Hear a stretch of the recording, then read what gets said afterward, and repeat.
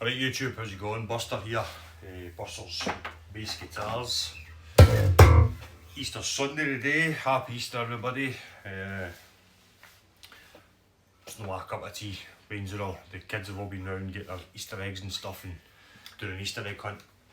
I'm going to do this video today because I've had a request off of somebody to do a video about this guitar.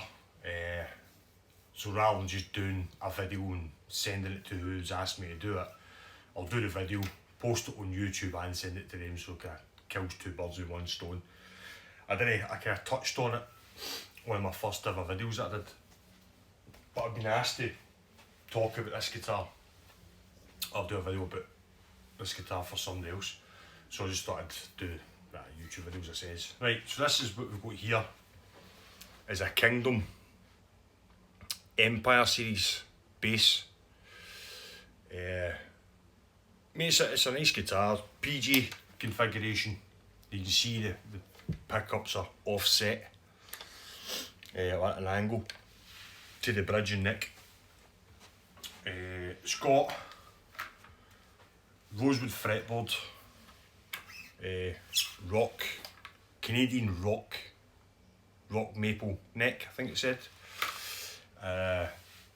As probably you would know from my videos, that I'm not a big fan of the scarf joint necks.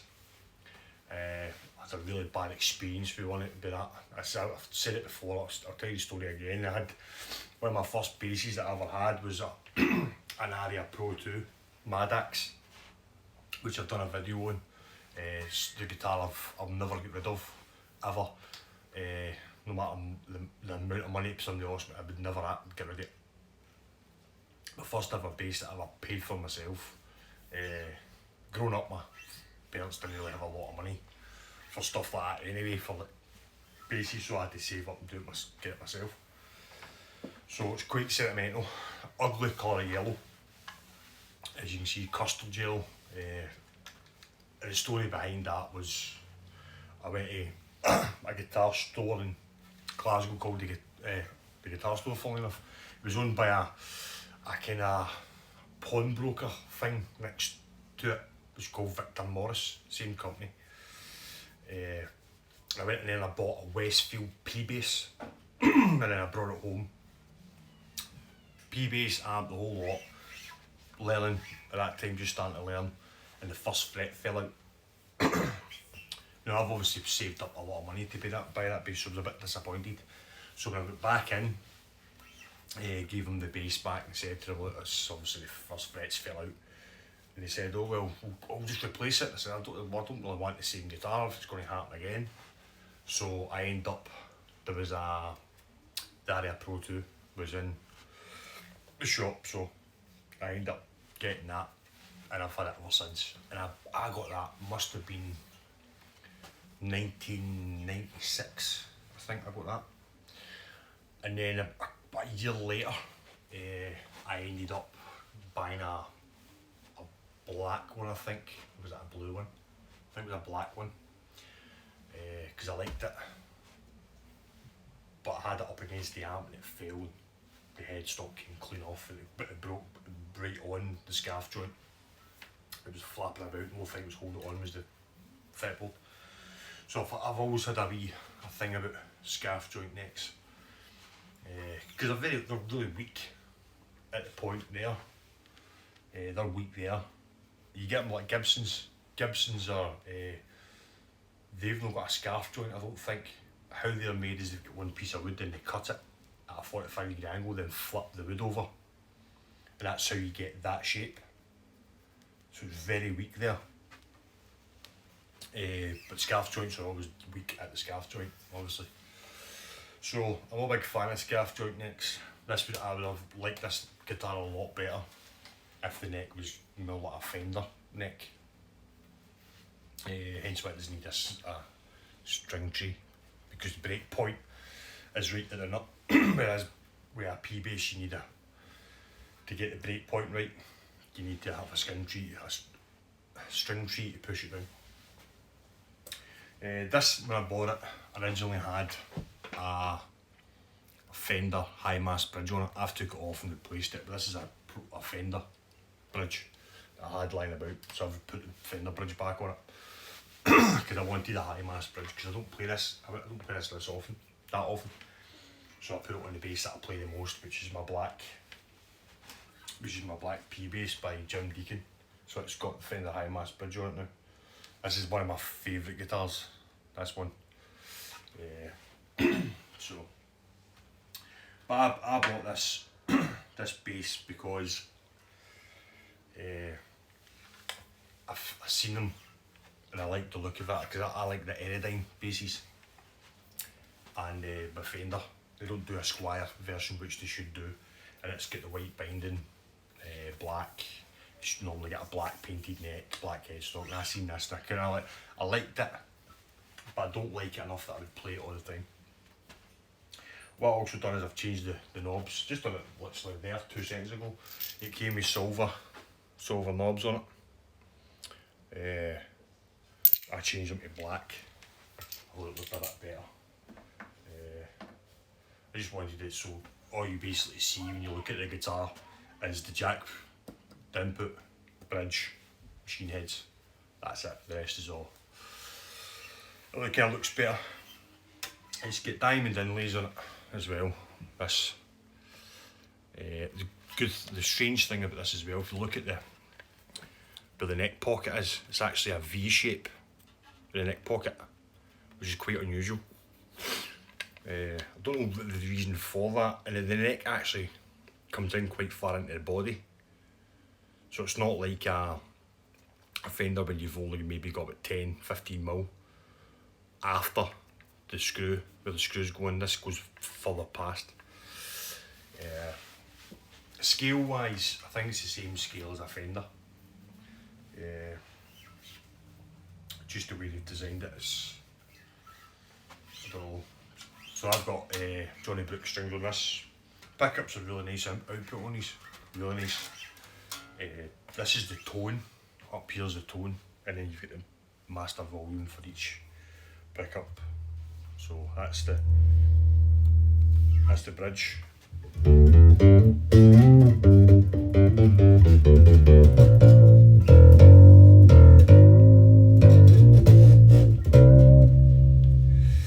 then this is the, no, that was the neck, sorry, this is the bridge.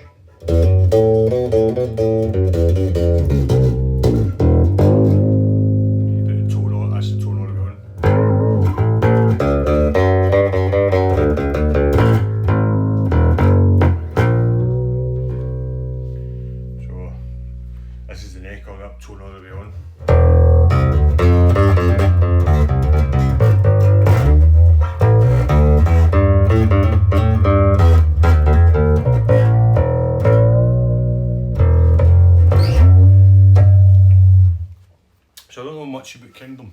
I think they're a British company, but obviously the guitars are not made in Britain. I think they're maybe made in Korea. Doesn't really say on it. I would maybe say Korean made, maybe. Very similar. I've seen guitars very similar, but I think these are, they're trying to go down the same route as like Solar. What else? Solar guitars, because if you look on their website, they've got Telecasters and Chapman guitars as well. They're trying to go down that route with like kind of metal guitars that are metal guitars, and this is the only bass that they do, is this one. Now these, I did this video before, these were retailing originally at 500 quid. But I think from Kingdom's website themselves, you can buy them for 250. So they went down in price, but for the price I paid, it's a really good quality instrument. The neck root is really thin. It's a really thin neck, C-shaped profile. It's a kind of hybrid, this guitar, because it looks like kind of like an offset SG, but with a jazz blend or arse end as we'll call it. Then it's got kind of Fender. It's a kind of hybrid, this guitar, but it's really nice guitar. So yeah, so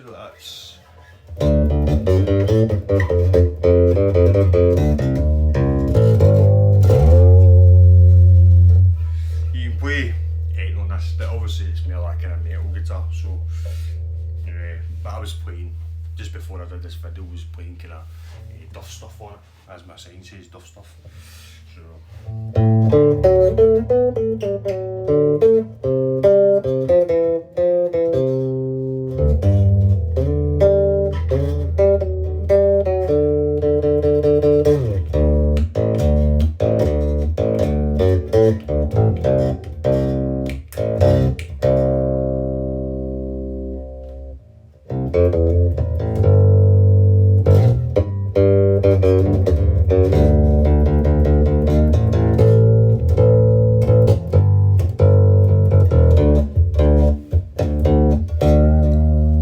what I will say is really weird to get used to is the fact that the pickup is slightly angled. Is because obviously I'm used to playing the PJ Squier Affinity, and obviously the pickup's straight down, but when I'm playing, I'm trying to play, I play slightly behind, when I'm playing Duff stuff that is, I play slightly behind the bridge pickup. So when I'm on the E string, it's fine, but when I start going down, obviously the pickup's angled, so I'm starting to play it right over the top, so you start hitting the poles and stuff like that. It's just a thing you need to get used to. But yeah, it's a really nice guitar, it's well made, really well made. I like the binding on it, it's very Aerodyne-esque. It looks like the Fender Aerodyne, really nice shaped body. It's a nice colour, one piece wood. It's quite heavy. But aye, really nice bass. So, as I said, somebody asked me to do a video on it, I'm going to send it to them. I'll just post it on YouTube at the same time. So they'll know themselves it's on YouTube anyway, so at least they get the actual video. Yeah, so the reason for the pickups being shaped like that would be, I don't know, I would say it's so the strings sit right over the poles, like between the two poles. Now, if you look at the strings are sitting right over the poles. So maybe if the strings are straight, the string spacing is quite tight on this, so maybe that's what it's for, I don't know. See, something to do with the magnetic polarities or something. It doesn't really goes into that, but why maybe they've just done it to make it look cool.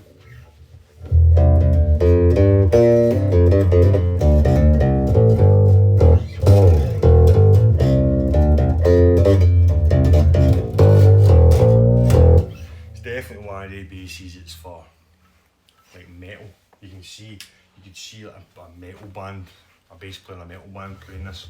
It's definitely. Obviously, adding a bit of definition.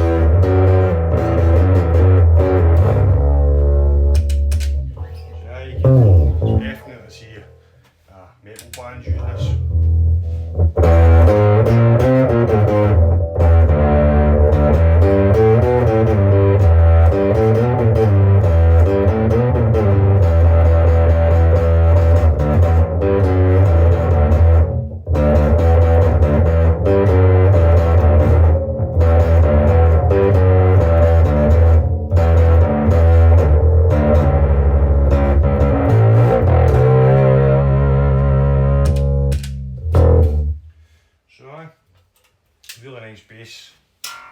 They're kind of hard to get. I don't even know if they're still selling them on the website. They say they're up for sale, but I've not heard anybody saying that they've bought any. They're a British band. the bass player uses one. But I've not really seen them. This was a guy that I got off Scotland who had one, and it started unusual. The price started at, I think he started wanting $250 for it. They went from $250 to 200, then 200, didn't they? It just kept going until it was a good price that I paid for it, but it's in mint condition. There's no wee bit of buckle rash at the back. You know that you can't even notice it, still got stickers on it and everything. It's a really nice guitar. But if you're into that kind of metal stuff, you're looking for a nice bass, then aye, these are really nice.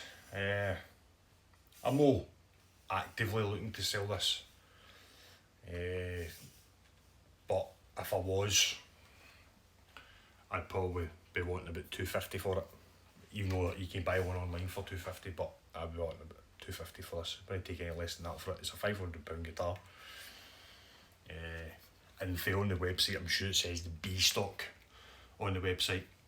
There's nothing wrong with this at all. Mint condition. It lives in a Fender padded tweed bag. I did have it in the big coffin shaped bag, but because of the headstock it touches the back, so I've got it in a Fender. So if I was ever going to sell this, I'd probably maybe actually want more than that, because I'd want $250 just for the guitar. And if I was going to sell it, I would sell it with a coffin case. And that's a £200 case. If that's a Worth case. If you look online with them, they sell brand new for £500 just the case. It's massive. So I'd maybe want a wee bit more, maybe $350 for this and the case. So if you do like the look at it, you want it, give me a shout. $350 and it's yours with the coffin hard case. But I'm not actively looking to sell it. It will sit in here and be part of my collection. So there you go. That's my video for this week. I'm maybe doing a wee deal with a guy later on the night for 2 guitars, so that'll be next week's video maybe. I won't give you a clue what that is, but cool. Happy Easter everybody, stay safe. Hopefully that's us out of this crap, then we can get out and about and do what we're doing. Catch you later, carry on.